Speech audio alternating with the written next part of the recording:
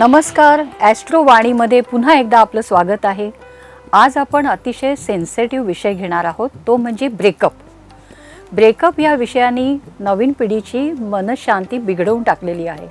आता हे ब्रेकअप का होतात हे होऊ नये म्हणून ज्योतिषशास्त्र याच्यामध्ये तुम्हाला कशी मदत करू शकतं हे आपण समजून घेऊया. ब्रेकअपचं महत्त्वाचं कारण काय आहे? ब्रेकअपचं सगळ्यात महत्त्वाचं कारण आहे स्ट्रेस. कोणत्याही कारणाने स्ट्रेस झाला तर माणूस त्याच्या वागण्यामध्ये, स्वभावामध्ये ते रिफ्लेक्ट होतं. आता ज्योतिषशास्त्राचा भाग कुठे येतो? कुंडलीमध्ये पंचम स्थान हे प्रेमाचं स्थान आहे, तृतीय स्थान आणि लाभस्थान हे मैत्रीचं स्थान आहे, आणि प्रथम स्थान जे तुमची व्यक्तिमत्व, तुमची पर्सनॅलिटी आणि तुम्ही समोरच्या लोकांशी कसे वागता हे कुंडलीमध्ये समजतं. ज्योतिषशास्त्रानुसार किंवा आकाशातले आपले ब्रह्मांडातले जे ग्रह आहेत त्यापैकी गुरु, शनी, राहू, केतू हे 4 ग्रह आहेत. हे दीर्घकालाने बदलतात. म्हणजे गुरु आहे तो जवळजवळ वर्षभराने बदलतो, राहू केतू 1.5 वर्षांनी राश्यांतर करतात, शनी दर 2.5 वर्षांनी बदलतो, पण सूर्य, मंगळ, शुक्र, बुध हे ग्रह आहेत हे दर महिन्यानी बदलतात. आता ह्या ग्रहांचं महिन्यानी राश्यांतर होतं किंवा आपण म्हणू चंद्र जो रोज बदलत असतो. दैनंदिन जीवनामध्ये या ग्रहांच्या बदलांनी काही घटना अशा घडतात की तुम्हाला मूड स्विंग्स होतात, स्ट्रेस येतो आणि तुमच्या मूड्समध्ये, स्वभावामध्ये ॲग्रेशन येतं किंवा नर्वसनेस येतो, आणि मग तिथे तुम्ही सोपा पर्याय निवडता की ब्रेकअप करणं. कारण तुम्हाला ते मॅनेज होत नाही.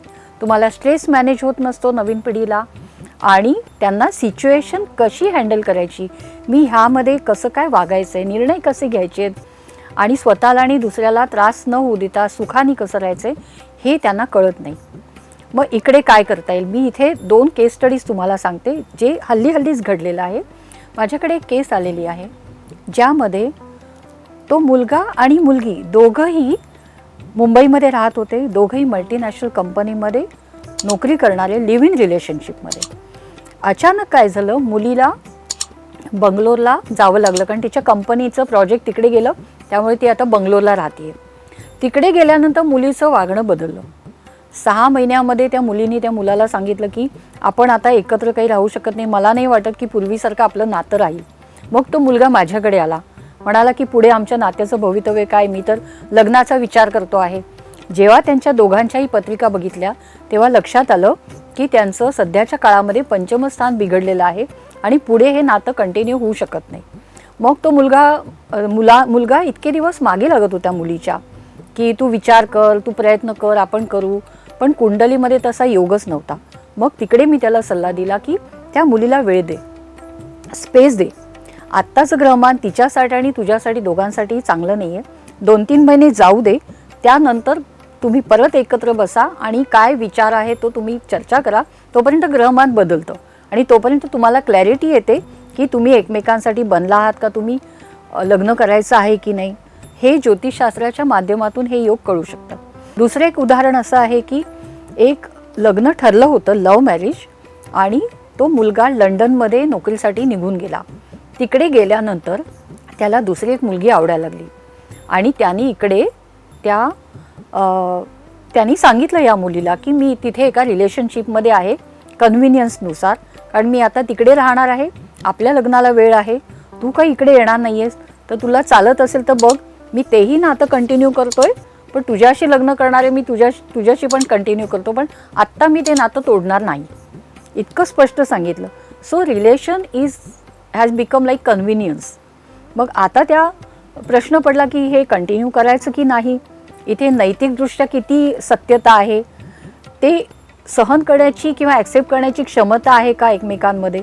मग इकडे हा निर्णय घेण्यामध्ये अगेन कुंडलीमधले योग काय आहेत, तर कुंडलीमध्ये असं कळलं की त्या व्यक्तीला रिलेशनशिपमध्ये हे तारतम्य भाव किंवा गांभीर्य नाही आहे. तो कुठल्याही नातेसंबंधाला तो कसं बघतो की एंटरटेनमेंट आहे, करमणूक आहे, त्याच्यामध्ये कुठेही जबाबदारी घेणं, जबाबदारी निभावणं, दुसऱ्याच्या अपेक्षांचा विचार करणं आणि एकमेकांना सुखी करणं हा भागच नाही आहे. पण दुसरीकडे मात्र दुसरी व्यक्ती मात्र हे सगळे गुण संपन्न आहे. नैतिकदृष्ट्या प्रामाणिक आहे, कुठेही काही याच्यामध्ये दोष काढण्यासारखं नाही.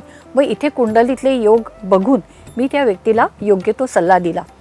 अशा प्रकारच्या विचित्र अनुभवातून तुमची पिढी जात आहे, पुढची पिढी जात आहे. इथे ज्योतिषशास्त्राचा आधार घेऊन तुम्ही याचा ब्रेकअपचं सोल्युशन काढू शकता. खरंच हे नातं कंटिन्यू करायचं आहे की नाही, कुंडलीत योग काय आहेत, मैत्री आहे, प्रेम आहे की लग्नापर्यंतचा हा जाणार आहे, ह्या सगळ्याची क्लॅरिटी तुम्हाला वेल इन ॲडव्हान्स आली तर पुन्हा तुम्हाला पुढचा मानसिक त्रास खूप कमी करता येऊ शकतो. धन्यवाद. पुढच्या एपिसोडमध्ये नवीन विषय घेऊन आपण नक्कीच भेटूया. नमस्कार.